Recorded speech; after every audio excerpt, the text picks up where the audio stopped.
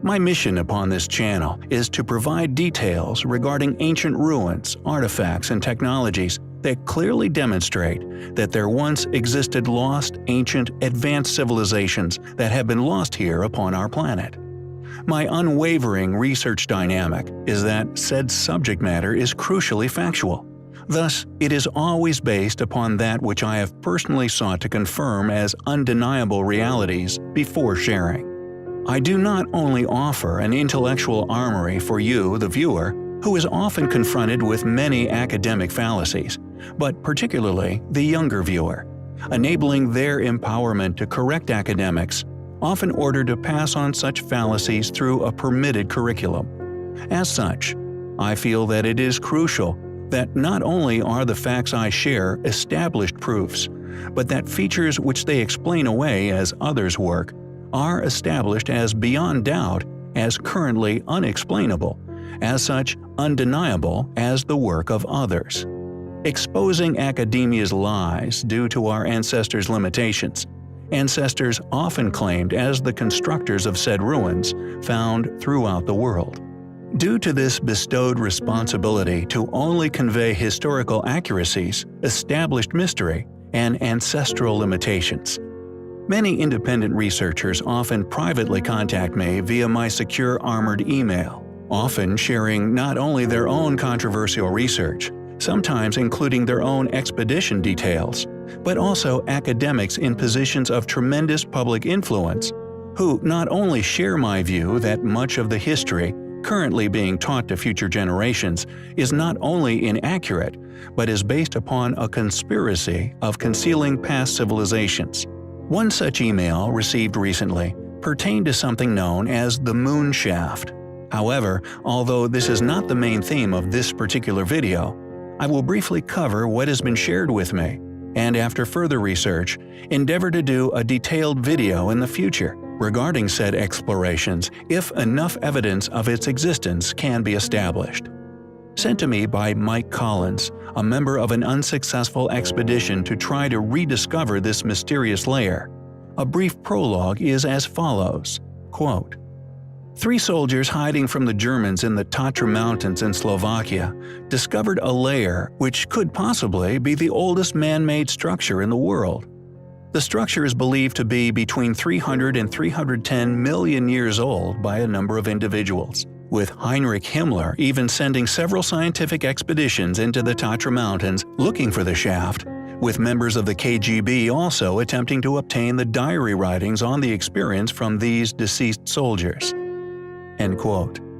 Although compelling, I am reluctant to cover this story yet, due to a lack of any physical evidence, regardless of the considerable lengthy testimonies that pertain to its existence. I intend to invest some time in researching it further myself first. However, tonight's subject originates far away from the supposed moon shaft in China. Ancient star maps of such accuracy and range that due to currently attested academic understandings of the history, they simply should not have possessed such knowledge, let alone been able to accurately illustrate it upon parchment, known as the Dunhuang star chart. The chart is the first accurate graphical representation of star locations within ancient Chinese astronomy, and it is of nearly every star across the atlas. According to modern academia, it is dated to the Tang dynasty between 618 and 907, although I feel this is actually a copy of charts of a far earlier age, and thus of a far earlier, far more capable civilization. Before this map, much of the star information mentioned in historical Chinese texts was drastically inaccurate. However, this map provides a graphically precise verification of star observations and are part of a series of charts all known as the Dunhuang manuscripts. It seems, however, in an attempt to quell the curiosity of the astute among us, considerable funding has been funneled into constructing an excuse for its existence. This funded project is known as the International Dunhuang Project, with much of the research and indeed exclusive access to the maps solely granted to these academics, which I believe is an attempt to convolute their importance. However, regardless of these tremendous efforts, there are many features of the map which remain unexplainable. Compelling evidence of them being Chinese copies of knowledge left over by a past, vastly more advanced civilization, copies of elusive manuscripts that at some point within Chinese antiquity were most probably found preserved somewhere. First, the Dunhuang star map is to date the world's oldest complete preserved star atlas, meaning that before the ancient Chinese were even a seafaring civilization, they somehow had access to knowledge of the accurately plotted star charts of both hemispheres. Additionally, the main image, which many presume is the entire Dunhuang star chart, an insinuation implied by Wikipedia, is only a small fraction of the collection. Yet this piece in itself is an exact, accurate plotting of polar constellations, and due to these ancient Chinese people being incapable of such tremendous voyages, not only does the advanced knowledge copied down upon these charts strongly support my posit of them being a rediscovered, copied relic of a past civilization's knowledge. These copies were found in the early 1900s in a walled-up cave containing a cache of manuscripts. They were discovered by Chinese Taoist Wang Yuanlu in a cave system known as the Mojiao Caves. Although the scroll with the star chart was found amongst those documents by Oral Stein when he visited and examined the content of the cave in 1907. One of the first public mentionings of these script in Western studies was from Joseph Needham's 1959 version of the book Science and Civilization in China.